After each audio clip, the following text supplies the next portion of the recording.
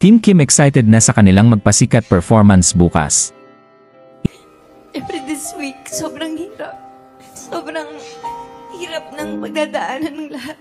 Pero sinimulan mo kami na may pag-asa tayo.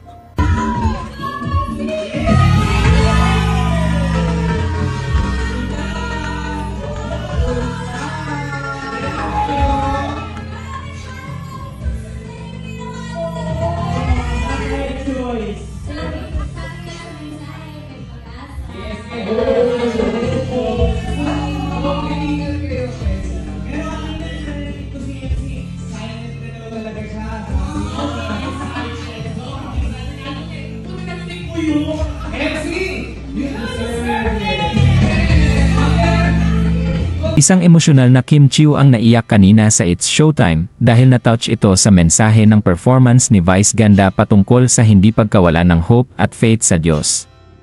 Ayon sa kanya ay bigla niyang naalala ang kahalagahan ng pagiging matapat at hindi pagkawala ng tiwala na magiging totoo din ang mga sana ng bawat tao.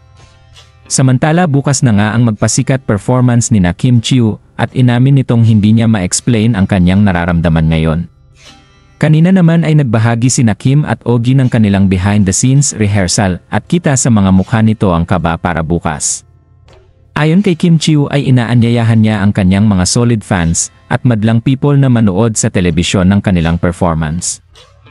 Nagbigay din ng clue ang aktres na hindi lang buwis buhay ang kanilang performance kundi maraming mapupulot na aral dito. Matagal na nga itong pinaghandaan ng Tuesday Group at kanilang ibinuhos ang kanilang puso para sa performance. Kaya naman, bukas natin matutunghayan ang kaabang-abang na pagtatanghal at siguradong magiging maganda ang kalalabasan ng performance. Abangan na lang natin bukas sa It's Showtime at tumutok din sa online live. Good luck Kim Chiu at Team Tuesday! Anong masasabi niyo sa balitang ito? Comment down below.